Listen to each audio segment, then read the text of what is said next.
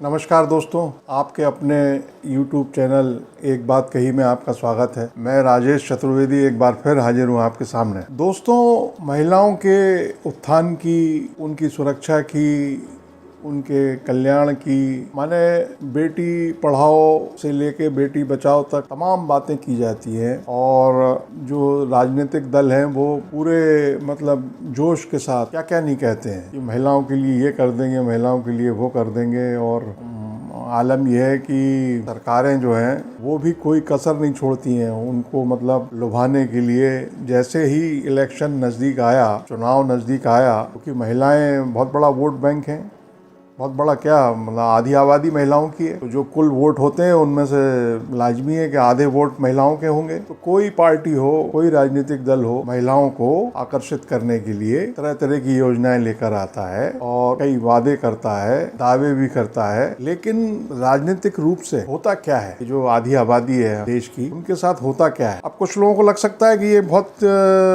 माने उतना महत्वपूर्ण नहीं है मसला और छोटी सी बात है, लेकिन इसको इस ढंग से क्यों रखा जा रहा है। मगर आप जब ये आगे वीडियो देखेंगे तो आपको ये लगेगा कि बातें एक तरफ और जो पिक्चर है धरातल पर, जो चित्र है वो क्या है, तो उसका एक जायजा लेना बहुत जरूरी हो जाता है। तो बात शुरू करते हैं मध्य प्रदेश से, जहां मतलब 2 महीने बाद इलेक्शन होने वाला है विधानसभा का। 19 साल से बीजेपी की सरकार है और जैसा कि वो दावा करती है कि बजट जो है, जब उसको सरकार मिली थी 2003 में, तो राज्य का बजट इतना था और अब इतना है, और मतलब विकास कार्यों की स्थिति है, तमाम काम गिनाए जाते हैं, वैसे एक महिलाओं का भी। तो इतने वर्षों से सरकार है और हाल में मुख्यमंत्री शिवराज सिंह चौहान ने लाडली बहना योजना चालू कर दी है। जून में 2 किस्तें आ चुकी हैं महिलाओं के खाते में, मतलब 3 आ गई होंगी शायद, और अभी जो रक्षाबंधन आने वाला है उसमें 1000 रुपए से बढ़ के वो 1250 हो जाएगा, जहां तक ऐसी खबर है। तो खैर, तो इलेक्शन होने वाला है राजस्थान,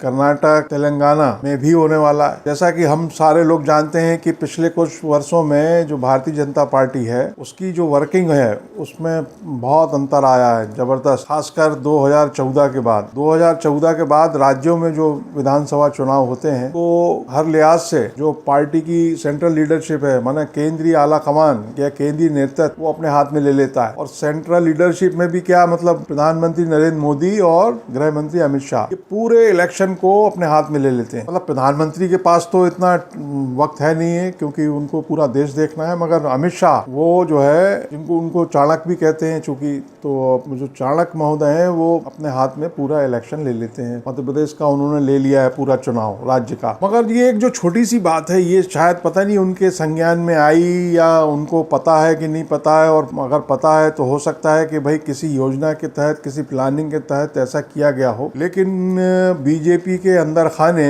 भाजपा संगठन में इसकी जबरदस्त चर्चा हो रही है, और वो क्या है, वो है महिलाएं। भाजपा ने 29 जुलाई को 3 सूचियां जारी की, आप देखिए। और वो सूचियां क्या थी? पहली थी बहुत इंपॉर्टेंट, बहुत क्या मोस्ट इंपॉर्टेंट, चुनाव प्रबंधन समिति। केंद्रीय कृषि मंत्री नरेंद्र सिंह तोमर, जो मतलब मध्य प्रदेश बीजेपी के 2 बार अध्यक्ष भी रहे और उनकी सदारत में, उनके नेतृत्व में 2 बार पार्टी ने जीत हासिल की, दोनों बार उन्होंने जीत दिलाई, तो उनको प्रबंध समिति का संयोजक बना दिया गया। अब साहब ये 21 सदस्यीय कमेटी है, इसमें एक भी महिला सदस्य नहीं है। 21 सदस्य, एक भी महिला नहीं। अब आप देखिए दूसरी कमेटी कौन सी बनाई गई, वो भी इंपॉर्टेंट है, वो है घोषणा पत्र समिति, जिसको भाजपा संकल्प पत्र बोलती है। माने आप जब इलेक्शन में जाते हो तो लोगों को, जनता को ये बताते हो ना कि हम आएंगे अगर सरकार में तो हम ये काम करेंगे, आपको ये नई योजनाएं लेकर आएंगे, हम आपका यहाँ कल्याण करेंगे, यहाँ विकास करेंगे, वगैरह वगैरह। तो ये घोषणा पत्र तैयार करने वाली कमेटी बनाई गई 19 सदस्यों की। इसमें एक महिला मेंबर को लिया गया है, एक महिला नेत्री को, लता वानखेड़े, भारतीय जनता पार्टी की शायद प्रदेश मंत्री है और वीमेन कमीशन की, महिला आयोग की भी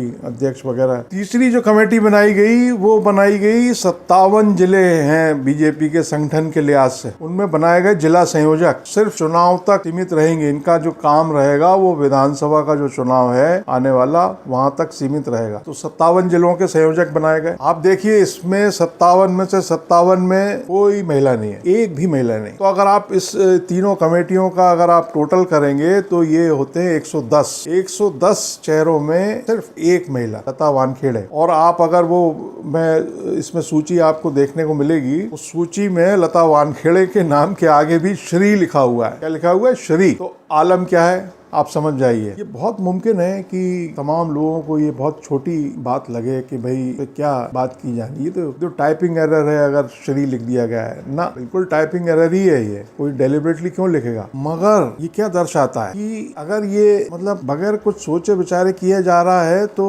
पार्टी स्तर पे हो क्या रहा है, मैंने टाइप तक सही नहीं हो पा रहा, तो कितनी हड़बड़ाहट है। अब हड़बड़ाहट है कि नहीं है, लेकिन ये दिखता तो यही है। और दूसरा ये कि ये जो महिलाएं शामिल नहीं की गई क्योंकि भारतीय जनता पार्टी के पास महिला काडर की, महिला कार्यकर्ताओं की, महिला नेत्रियों की, महिला नेताओं की कोई कमी नहीं है। भाई जिस पार्टी के 1 करोड़ सवा करोड़ मेंबर हो, राज्य में 1.25 करोड़ मेंबर हो, और अभी फिर जो है वो हेल्पलाइन वो टोल फ्री नंबर जारी कर दिया गया है सदस्यता के लिए। तो जब ये माहौल हो, मतलब माहौल बंदी ऐसी हो कि 3 अलग अलग राज्यों के, वो महाराष्ट्र के, गुजरात के और एक किसी और राज्य के जो है वो 230 विधानसभाओं के लिए विधायक आ गए हैं भारतीय जनता पार्टी के, वो चुनाव तक रहेंगे। अब वो मतलब भले ही टोपोग्राफी ना जानते हो, लोगों को ना जानते हो, पार्टी कार्यकर्ताओं को ना जानते हो, उस इलाके का जो है क्या गणित है, क्या केमिस्ट्री है ना जानते हो, मगर माहौल बंदी करने में लगी है भारतीय जनता पार्टी। तो जब आप एक तरफ ऐसी माहौल बंदी करने में लगे हो, मतलब कारपेट बॉम्बिंग जिसको बोलते हैं, मतलब जो कर्नाटक इलेक्शन में की थी, इस तरह का चल रहा है मामला कि आपने जो है 39 उम्मीदवारों की लिस्ट एकदम 3 महीने पहले जारी कर दी। मतलब इतनी जल्दी जारी कर दी कि वो जिनको अनाउंस किया वो अपनी रैली तक, जुलूस तक नहीं निकाल पा रहे, क्योंकि भाई खर्चा कौन करेगा, वो खर्चा आता है ना रैली निकालने में, खर्चा कहाँ से करेगा। तो वो खुद असमंजस में है कि भाई इतनी जल्दी कर दिया, हम अभी एक रैली निकालेंगे और फिर बाद में निकालेंगे तो कहाँ से, क्योंकि पैसा भी तो जुटाना पड़ता है। वो इलेक्शन कमीशन का जो फिगर है वो अपनी जगह है। तो खैर इतना जबरदस्त माहौल बंदी, मतलब दिल्ली ने सारे काम अपने हाथ में ले लिए हैं कि वो जो उम्मीदवारों की लिस्ट जारी हो रही है, तो पता चला कि खबर लगी कि भाई प्रदेश अध्यक्ष जो है विष्णुदत्त शर्मा, वीडी शर्मा, उन्होंने पार्टी दफ्तर से चले गए थे वो, फिर उनको पता नहीं बीच रास्ते में बताया गया कि साहब वो लिस्ट जारी हो गई 39 कैंडिडेट की, तो बेचारे वो लौट के आए, फिर उन्होंने मतलब उस पर बधाई दी, शुभकामनाएं दी और वगैरह वगैरह। सोशल मीडिया के जरिए बताते हैं पता लगा, दिल्ली ने सीधे डायरेक्ट जारी कर दी, और ऐसी जारी की कि वो मतलब जो संसदीय बोर्ड है बीजेपी का, उसमें वो जो प्रधानमंत्री मोदी के बगल में बैठने वाले सत्यनारायण जटिया जी, जो टिकट एक जाना मतलब चाहते थे अपने बच्चे के लिए, पुत्र के लिए, वो शायद वो अनाउंस कर दिया उस 39 लोग। तो खैर मतलब जब ऐसा माहौल हो और भाजपा की जो लिस्ट जारी हो रही है उसमें महिलाएं नहीं है, जबकि आप बताइए पूर्व मुख्यमंत्री उमा भारती, उनका मुख्यालय आजकल भोपाल है, लोकसभा की पूर्व स्पीकर सुमित्रा महाजन इंदौर की, मतलब 8 बार की सांसद, इतना अनुभव है उनको, उमा भारती, वो कुसुम महदेले एक बुंदेलखंड की, अर्चना चिटनेस पूर्व मंत्री, मतलब रंजना बघेल है, कृष्णा गौर है, और भी तमाम, मतलब निर्मला भूरिया है, ये भी महिला को रखा जा सकता था। मगर अब हो सकता है इसमें कुछ कोई योजना हो, कोई बड़ा उपक्रम हो, क्योंकि घोषणा पत्र समिति का तो ये पता लगा कि भाई जब वो बैठक हुई तो केंद्रीय जो प्रभारी है चुनाव के, केंद्रीय मंत्री भूपेंद्र यादव, उनके सामने वो जो रिटायर्ड 2 ब्यूरोक्रेट रखे गए हैं घोषणा पत्र समिति में, वो मतलब 100-150 पन्नों का घोषणा पत्र बना के ले गए। वो भूपेंद्र यादव को ये कहना पड़ा कि साहब भैया, मतलब ये आप कहाँ से ले आए, ये तो हम, मतलब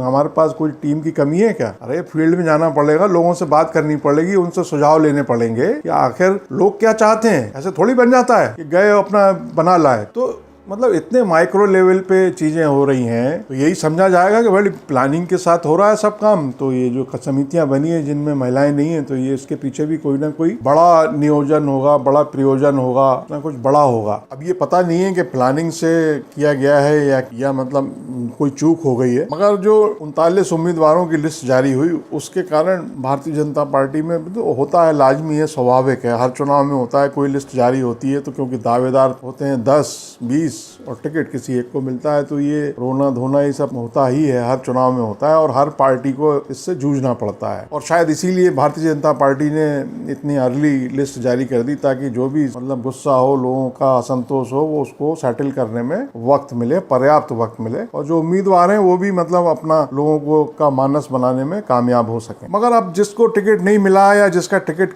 कटा है उसकी अपनी तकलीफें हैं, और वो कितना उसका जो कष्ट है वो कितना भारतीय जनता पार्टी को चुनाव में नुकसान पहुंचाता है, ये तो खैर नतीजे बताएंगे। मगर जो हुआ है वो ये हुआ है कि छतरपुर में जो अर्चना गुड्डू सिंह हैं बीजेपी की, इलेक्शन लड़ी थी और करीब 3500 वोटों से हार गई थी वो, तो उनका टिकट काट करके बड़ा मलहरा से पिछला चुनाव लड़ी ललिता यादव, जो मंत्री भी रही है, उनको टिकट दे दिया अर्चना गुड्डू सिंह का टिकट काट के। तो ललिता यादव क्या है कि बड़ा मलहरा से पिछला इलेक्शन 2018 का काफी वोटों से हार गई थी वो, मतलब 15-16 हजार वोट से हार गई, तो उनको तो टिकट दे दिया, बड़ा मलहरा से नहीं दिया, छतरपुर से दिया, मगर जो 3500 वोट से हारी थी अर्चना सिंह, उनका कट गया। तो वो उन्होंने बड़ी भारी भरकम कांवड़ यात्रा निकाली और वो बेचारी रो पड़ी। दूसरी एक चांचौड़ा विधानसभा सीट है, पूर्व मुख्यमंत्री दिग्विजय सिंह के इलाके की है, उन्हीं के डिस्ट्रिक्ट की एक सीट है चांचौड़ा, जहां से उनके अनुज लक्ष्मण सिंह विधायक हैं अभी और बीजेपी के वो सांसद भी रहे। तो वो ममता मीणा का टिकट काट दिया और किसी IRS इंडियन रेवेन्यू सर्विस के ऑफिसर की पत्नी को, प्रियंका मीणा को टिकट दे दिया है। उन्होंने अलग रैली निकाल ली बड़ी भारी भरकम। तीसरा जो एक महिला दुखी हुई है भारतीय जनता पार्टी से, वो निवाड़ी जिले की उपाध्यक्ष रोशनी यादव, मध्य प्रदेश के राज्यपाल रहे राम नरेश यादव की पौत्र वधू हैं। उन्होंने तो मतलब बाकायदा चिट्ठी लिख के और बीजेपी को छोड़ ही दिया, त्याग पत्र दे दिया। उन्होंने कहा कि जो मैंने कार्यकर्ताओं का दल था वो अब नेताओं का दल हो गया है। भारतीय जनता पार्टी मतलब कार्यकर्ता केंद्रित पार्टी थी, अब वो नेता केंद्रित हो गई है। और महंगाई, भ्रष्टाचार, बेरोजगारी को लेकर के जो सवाल उठ रहे हैं, उन सवालों का उत्तर देने में वो असमर्थ हैं। कार्यकर्ताओं को पूछा नहीं जा रहा है और महिलाओं को लेकर के केवल जो है थोती वो है, घोषणाएं हैं, असलियत में उनकी कोई पूछ परख नहीं है, उनको महत्व नहीं दिया जाता है। ये सब रोशनी यादव ने अपने पत्र में लिखा है और वीडियो भी बाकायदा वायरल किया है। तो महिलाओं की एक स्थिति ये है पार्टी के भीतर। दूसरा, मैंने समितियों का आपको तीन इंपॉर्टेंट समितियां का हाल बताया। महिला आरक्षण की बात करें, वो 33% महिलाओं को आरक्षण देने का जो एक मतलब सारे राजनीतिक दल 33% आरक्षण महिलाओं को आरक्षण लाते ही रहते हैं, बोलते रहते हैं, कहते रहते हैं। वो बिल आया भी था 2009 में, राज्यसभा में शायद पास भी हो गया था, अभी लैप्स नहीं हुआ है। अब 2004-14 से जो है भाजपा की सरकार है केंद्र में, मोदी जी प्रधानमंत्री हैं। अगर वो बिल पास हो जाए तो संसद में, विधानसभाओं में सब जगह 33% महिलाएं आ जाएंगी। तो ये जो लिस्ट का जो अगर चूक हुई है तो एक झटके में ये दुरुस्त हो जाएगी। और अगर प्लानिंग से हुआ है तो फिर महिला आरक्षण बिल का भी इंतजार कीजिए। और विधानसभा चुनाव जो होने वाले हैं मध्य प्रदेश में नवंबर में, संभवतः उन चुनाव नतीजों का इंतजार कीजिए। मैं आपको जो है एक और चीज कहना चाहता हूँ कि ये चुनावों तक बीच बीच में अगर कुछ खास हासिल होगा, मिलेगा, तो आपके सामने मुखातिब होता ही रहूंगा। आपको अगर ये वीडियो पसंद आया हो तो कृपया इसको लाइक करें, शेयर करें और निवेदन है कि चैनल को सब्सक्राइब जरूर कर लें। धन्यवाद, नमस्कार।